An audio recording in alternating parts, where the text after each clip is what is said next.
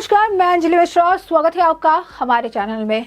इस वक्त आपको बता दें कि दिल्ली के मुख्यमंत्री अरविंद केजरीवाल, उप मुख्यमंत्री मनीष सिसोदिया और साथ ही साथ दिल्ली के उपराज्यपाल विनय कुमार सक्सेना के बीच में दरार कम होने का नाम ही नहीं ले रही है। लगातार इनके बीच में आप कह सकते हैं आरोप प्रत्यारोप का दौर देखने के लिए मिल रहा है। इसी बीच अब ट्विटर पर भी ये जंग छिड़ी हुई है। ट्विटर पर एक के बाद एक कई सारे ट्वीट किए गए और दिल्ली के उपराज्यपाल पर दिल्ली के उप मुख्यमंत्री द्वारा गंभीर आरोप लगाए गए हैं। आखिर क्या है ये आरोप, किस बात के लिए एक बार फिर तानातानी जो है दिल्ली की केजरीवाल सरकार, उनके मंत्रियों और दिल्ली के उपराज्यपाल के बीच देखने के लिए मिल रही है। दिल्ली के उप मुख्यमंत्री मनीष सिसोदिया ने ट्वीट करके लिखा कि एलजी साहब ने दिल्ली के सरकारी स्कूल शिक्षकों को ट्रेनिंग के लिए फिनलैंड भेजने पर भी रोक लगा दी है। सरकार ने 30 शिक्षकों को ट्रेनिंग का प्रस्ताव मंजूर करके एलजी के पास भेजा था। उनका कहना है कि देश में ही ट्रेनिंग करा लो। उन्होंने आगे लिखा, सर्विस विभाग पर असंवैधानिक कब्जा करके दिल्ली के बच्चों के हित में मुख्यमंत्री और शिक्षा मंत्री के फैसले को ये पलट रहे हैं। एलजी साहब, दिल्ली के शिक्षा में आए बड़े बदलाव में शिक्षकों को मिली राष्ट्रीय अंतर्राष्ट्रीय ट्रेनिंग का बहुत बड़ा योगदान रहा है। तो अब आप देखिए, ये जो है सारी चीज है। अब इसमें लोग इनसे ये पूछ रहे हैं कि क्या आप इस मामले के लिए आप सुप्रीम कोर्ट नहीं जाओगे? जरा सुप्रीम कोर्ट चले जाओ। लोग कह रहे हैं कि ऐसी कौन सी ट्रेनिंग है जिसे भेजने के लिए आपको फिनलैंड भेजना है? आप फिनलैंड भेजना चाहते हो, देश में वो ट्रेनिंग आखिर क्यों नहीं हो सकती है?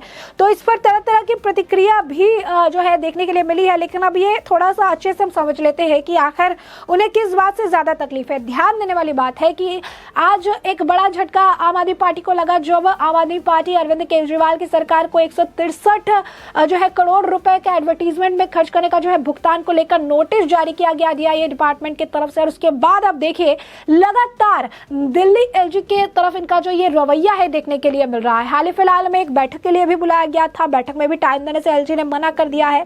और अब इस बीच ये तकरार जो है इनकी लगातार देखने के लिए मिल रही है। अब ये ट्रेनिंग का मुद्दा देखने के लिए मिला है जहां पर वो कह रहे हैं कि देश में ही ट्रेनिंग करा लो। तो मनीष सिसोदिया ने शिक्षकों को फिनलैंड जाने देने का आरोप जो है दिल्ली एलजी के सिर मढ़ा है। अरविंद केजरीवाल ने भी इसमें इनका समर्थन किया है। मनीष सिसोदिया के ट्वीट को कोट करके दिल्ली के मुख्यमंत्री अरविंद केजरीवाल ने भी बैक टू बैक ट्वीट किए हैं। ट्वीट करके आरोप को सही बताया है। उन्होंने भी कहा है कि इतना ज्यादा हस्तक्षेप करना सही नहीं है। बता दें आपको, अरविंद केजरीवाल ने लिखा है मनीष सिसोदिया के ट्वीट को कोट करते हुए कि दिल्ली के सरकारी स्कूल के शिक्षकों को हम विदेश में ट्रेनिंग के लिए भेजते रहते हैं। दिल्ली की शिक्षा क्रांति में इसका बड़ा योगदान रहा है। इन्हें विदेश में ट्रेनिंग के लिए जाने से रोकना ठीक नहीं है। वहीं उन्होंने लिखा, आपने मुझे विदेश जाने से रोका, कोई बात नहीं, पर शिक्षकों को तो फिनलैंड ट्रेनिंग के लिए जाने दीजिए, उन्हें तो मत रोकिए। तो यह अपील जो है उनकी तरफ से की गई है। उन्होंने कहा कि उन्हें जाने दीजिए, उन्हें मत रोकिए, उन्हें जाकर कुछ और सीखने के लिए मिलेगा।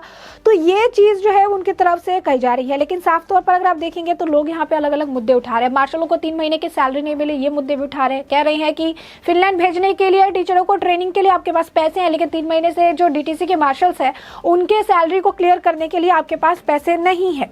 बता दें आपको कि उप मुख्यमंत्री मनीष सिसोदिया ने वीके सक्सेना पर आरोप जो लगाया, उन्होंने लिखा कि ट्रेनिंग के लिए हम जा रहे थे, प्रस्ताव जो हमने मंजूरी के लिए एलजी साहब के पास भेजा था, लेकिन उनका कहना है कि देश में ही ट्रेनिंग करा लो।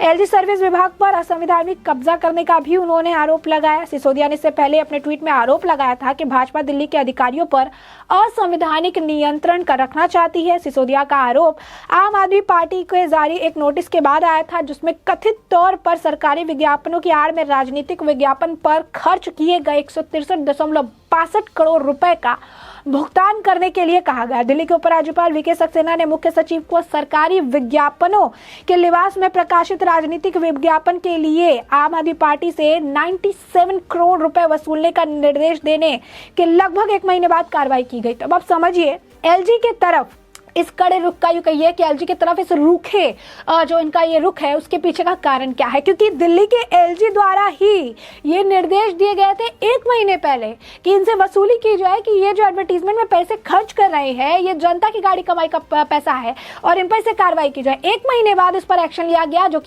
आज आपको हमने खबर बताई कि इतना इनके ऊपर 10 दिन के अंदर 163 करोड़ इनसे वसूलना है। और यही कारण है कि सुबह की खबर है और शाम को इनका रिएक्शन आता है। लेकिन दूसरे मुद्दे को लेकर ये एलजी को घेर रहे हैं, दूसरे मुद्दे पर जो है एलजी के ऊपर गंभीर आरोप लगा रही हैं। और आप समझ पा रहे होंगे कि अब इन दोनों के बीच में क्या कनेक्शन है, क्यों एलजी के प्रति इनका ऐसा रवैया है, क्यों एलजी से इतने ज्यादा खफा है और एलजी के ऊपर दोनों ही यानी दिल्ली के मुख्यमंत्री और उप मुख्यमंत्री दोनों ही हमलावर नजर आ रहे हैं और लगातार ट्वीट करके सवाल जो है कर रहे हैं। अभी तक दिल्ली की एलजी या एलजी ऑफिस की तरफ से इस मुद्दे पर प्रतिक्रिया तो देखने के लिए नहीं मिली है, लेकिन यह भी देखना बड़ा दिलचस्प होगा क्योंकि एलजी द्वारा हमेशा इनके द्वारा किए गए आरोपों का जो जवाब है उसी आप कह सकते हैं लहजे में दिया गया है। चाहे मामला पत्र का हो तो जवाब पत्र में आता है, मामला ट्वीट का हो तो जवाब ट्वीट में आता है, मामला जुबानी जंग का हो तो जो रिप्लाई है वो भी आप कहिए कि उसी तरीके से आता है। तो अब ये देखना पड़ेगा कि इन्होंने जो ट्विटर पर ये गेम चालू किया है, जो ट्वीट का ये सिलसिला लगातार है,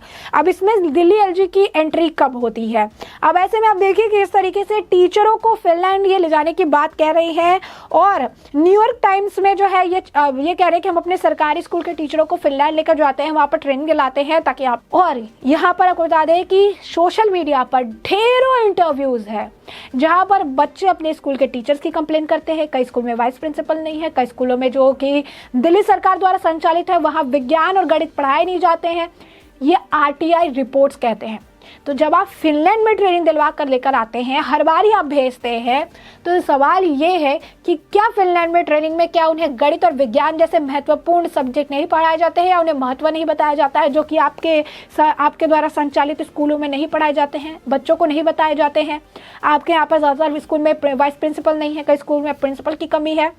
स्कूल की बात छोड़िए, क्लासरूम घोटाले का भी आपके ऊपर आरोप है। क्लासरूम घोटाले के साथ साथ जो है स्कूल में कई जगह आपने कहा कि हमने क्लासरूम बना दिए हैं। एक स्कूल आप बीजेपी को नहीं दिखा पाए, जो बीजेपी आप पर आरोप लगा रही थी, एक स्कूल आपने दिखा पाए जो 8 साल के अंतराल में केजरीवाल सरकार द्वारा बनाए गए हैं।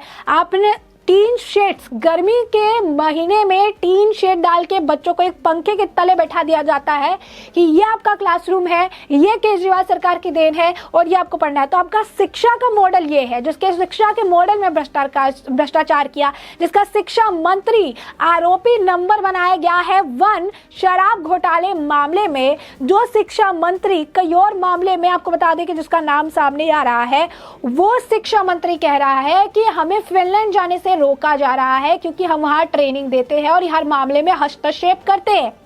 जब वो कह रहे हैं कि देश में करा दो, अगर आज आप सब्जेक्ट्स ऐसे पढ़ाते हैं जो देश के बच्चों को पढ़ाते हैं तो ऐसी कौन सी सुविधा है जो आपको भारत में नहीं मिल रही है। आप खुद कहते हैं कि बाहर के लोग आते हैं हमारे यहाँ, कहते हैं केजरीवाल ने क्या स्कूल बनाया है, केजरीवाल के स्कूल का दौरा करके जाते हैं। स्पेसिफिक एक प्रेसिडेंट का नाम भी आप लेते हैं कि उनकी बीवी आई थी तो उन्होंने हमारे यहाँ देखा, कहा क्या स्कूल है। जब बाहर के देश के लोग आकर आपकी जो बात है, अगर आपके स्कूल को देखते हैं, एजुकेशन मॉडल को देखते हैं, बढ़िया बता रहे हैं, तो फिर आपको ट्रेनिंग के लिए बाहर जाने की क्या जरूरत है। सवाल यही है, क्या देश में सुविधा नहीं है?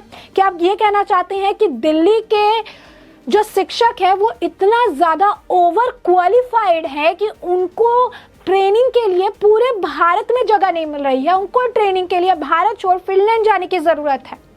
ये सोचने वाली सवाल है कि आप खुद बताते कि हमारा बेस्ट एजुकेशन सिस्टम है। बेस्ट एजुकेशन सिस्टम वालों को बेस्ट एजुकेशन ट्रेनिंग दिलाने के लिए देश से बाहर जाने की जरूरत पड़ रही है, ये आपके बयान है। और जनता भी यही पूछ रही है कमेंट सेक्शन में कि ऐसी कौन सी ट्रेनिंग है जो भारत में नहीं दी जा सकती, आप उसे बेच के फिनलैंड भेजना चाहते हैं। और ये 30 टीचर की जो आप बात कर रहे हैं कि या तो 30 टीचर से पूरे एजुकेशन सिस्टम संभल जाएगा या पूरा एजुकेशन सिस्टम दिल्ली का सही हो जाएगा, जिसे लेकर आप आरोप लगा रहे हैं। तो जनता के सवाल है, एलजी की प्रतिक्रिया का इंतजार है जो आएगा, जिससे हम आपको अपडेटेड रखेंगे। फिलहाल के लिए हमने आपको पूरा मामला बड़े विस्तार से बताया कि पूरा मामला क्या है और इस पूरे मामले पर आपकी भी जो राय हो हमें कमेंट सेक्शन में कमेंट करके जरूर साझा करें। धन्यवाद।